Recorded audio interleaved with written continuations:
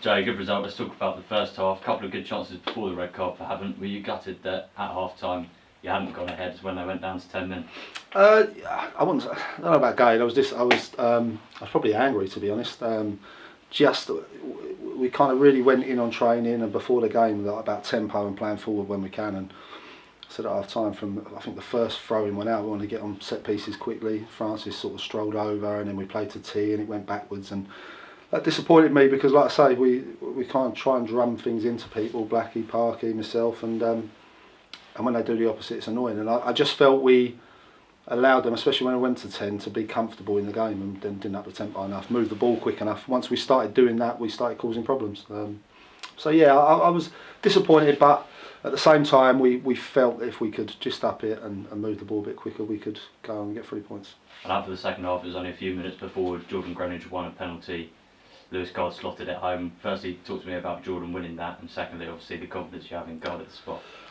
I think, listen, Blackie's on him massively being a centre forward, and I think as soon as we turned around, Blackie went, that's a good centre forward play, and it is. He's pinned him. Great ball by Swifty into feet, and he spun him and gets the penalty. It's rash from the defender, but his size and that, he's won that, and so he needs to do more of that. And Jordan knows it. He's not the finished article. He's a young lad, and we have to keep working with him. He'll frustrate at times, but he'll look at it today and go, if that's an assist, if you like, and then he goes and gets a goal. So for him, it's not a bad day's work, but we still feel there's more we need from him. Do you feel like he's the player that you had last season, or are you still getting up to that? Look, I don't know what he's got goals-wise now. I think it's 6. Yeah, thank you.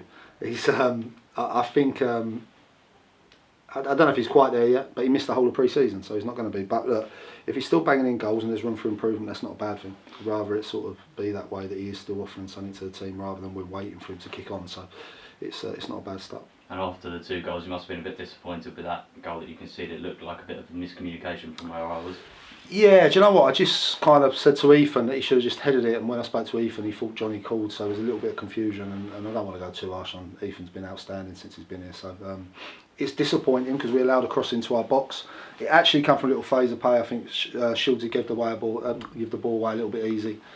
Ethan and Johnny's miscommunication, then we allow a ball into our box that I think T could probably do better with a back post. So all that allows them to do with 10 men is to stay in the game, and you could see they still set off us, and it was kind of almost let's wait for a set piece or an opportunity to put it in the box. But thankfully then we upped the tempo and went on and got another couple of goals.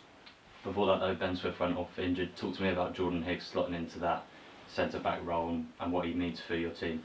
What it does for your team. Listen, Higo's been outstanding for us this season. I sat in here talking to Parky and Blackie before the game. For me, he's been one of the best signings. His work goes unnoticed.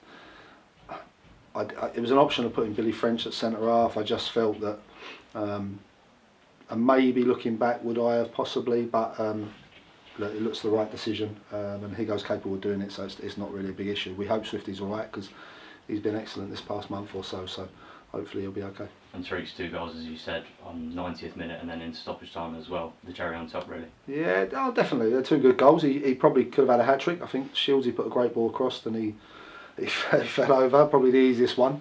But I actually thought when Mo come on second half as well, him and Tariq really linked up well. So no, I'm pleased for Tariq. I still think performance-wise he was a little bit sloppy in possession, but he'll argue that case after scoring 2 goals. Tuesday night you were wishing for those new signings. Abracadabra. You got them today.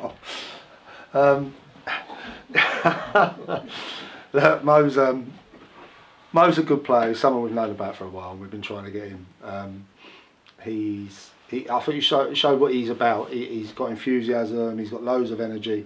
Play a few positions. Today we felt that was the right area for him to come on, and I'm really delighted with him. Oh jeez. But yeah, no, I'm pleased for him. Talk to me about next Saturday then, long trip to Torquay. It's a long trip to Torquay, definitely. It's a good place to go. It's a great great stadium. I think we've got a coach. The supporters have put on a coach, which is brilliant. And look, we're in a good place. We're 1 defeat in 11, I think, in the league or something like that. The group's in a really good place, and I feel if we can now go there and sort of show that we're capable of going to places like that and win games, and if you can do that, then you've got a chance this season. If we go there and kind of go into our shells, then you go, okay, we're not quite at that level yet, but I honestly believe with this group that we've got a chance of going there and get a good result. But they'll be a good side, and we have to do our homework and prepare right. I look forward to it. Brilliant. Cheers, mate.